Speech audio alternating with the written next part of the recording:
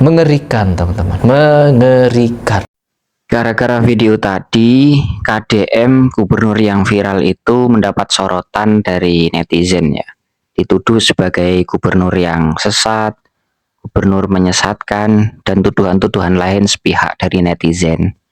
Ya biasa teman-teman ya, tuduhan seperti itu biasa apalagi dari tetangga sebelah.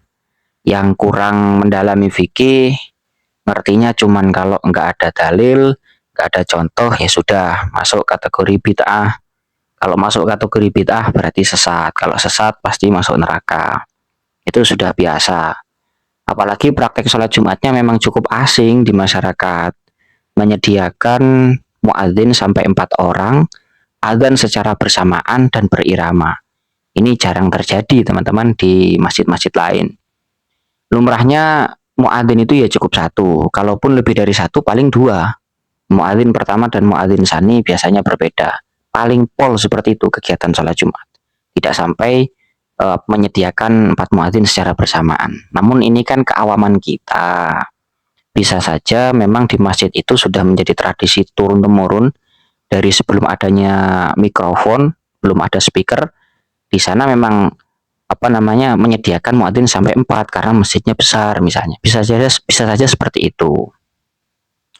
Terus mengenai KDM ya, kita perlu melihat sisi lain ya. Memang KDM ini sebagai gubernur yang kritis dalam kinerja.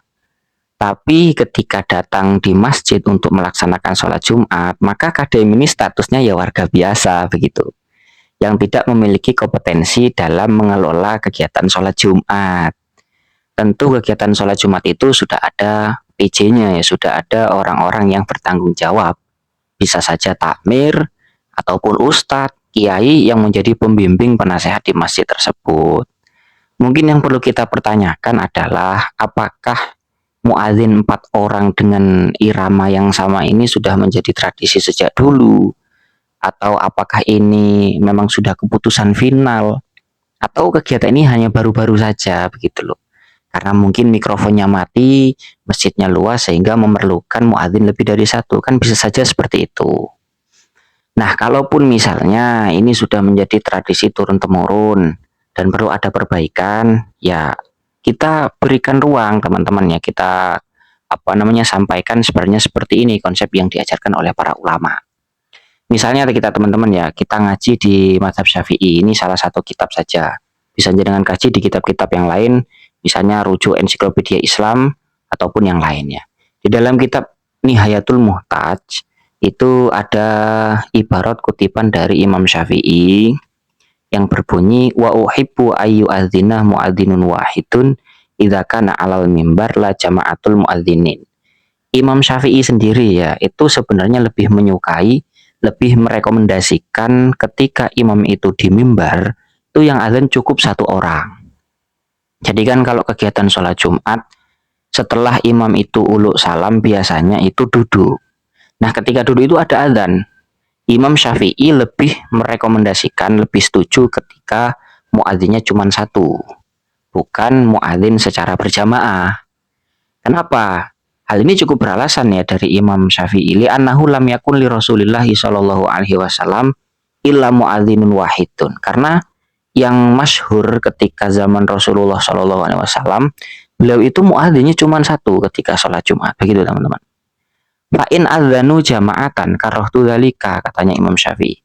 Kalau seandainya prakteknya ada seseorang yang adzan secara bersamaan, adzan berjamaah, maka karahtu dzalika, saya kurang menyukai hal itu. Nah, itu yang di garis bawah yang agak panjang itu. Qauluhu fa'in adzanu jama'atan karahtu dzalika. Qala Hajim ya, Haj ini Ibnu Hajar ya, Ibnu Hajar Al-Haytami, illa li uzrin, kecuali karena uzur. Jadi hukum makruh ini kalau tidak ada uzur. Kalau ada uzur bisa saja hukumnya ini menjadi lebih fleksibel teman-teman ya, tidak sampai ke taraf makruh. Apa? Aifa'in karena sama uzrun. Kalau misalnya di masjid itu ada uzur yang mendesak sehingga memerlukan muadzin lebih dari satu. Contohnya gimana? Bi'anit tas'al masjidu jiddan. Misalnya masjidnya sangat luas. Walam yakfil wahidu. Dan tidak cukup ketika kita menggunakan muadzin satu. Suaranya itu tidak bisa menjangkau kepada jamaah secara luas. Maka bagaimana? Ta'addadal muadzinun. Boleh-boleh saja kita menyediakan muadzin lebih dari satu. Muadzin secara bersamaan. Fi nawahil masjid. Di penjuru-penjuru masjid. Misalnya di pojokan, ataupun di tengah tapi paling ujung. Bisa saja seperti itu. Bihasabil hajati sesuai dengan kebutuhan. Kebutuhannya berapa? Oh, masjid ini luas. Mungkin butuh 4 orang di setiap titik. Ya, monggo, berarti disediakan 4 orang. Oh, masjid ini sangat luas, misalnya harus 5, jadi 4 pojok, kemudian tengah satu. Atau 4 pojok, satu di menara. Ya, bisa saja seperti itu. Ini bihasabil hajat. Sesuai dengan kebutuhan sekiranya orang-orang bisa mendengar adzan tersebut. Tapi wala yajtami'una lil adzan kama sarraha bihi sahibul bahjah.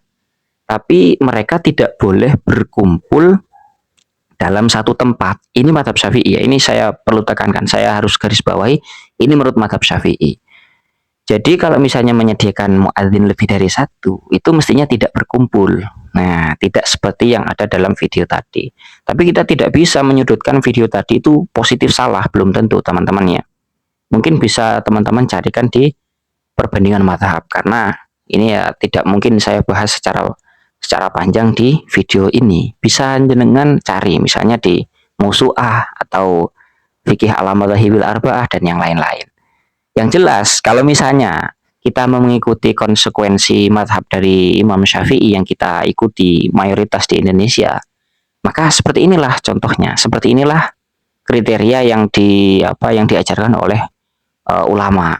Jadi kalau misalnya memang kita membutuhkan muadzin lebih dari satu, hendaknya mereka itu jangan berkumpul di satu tempat, begitu loh. Tidak adzan secara bersamaan seperti tadi. Oleh karena itu, kita jangan terburu-buru untuk menyudutkan pihak lain.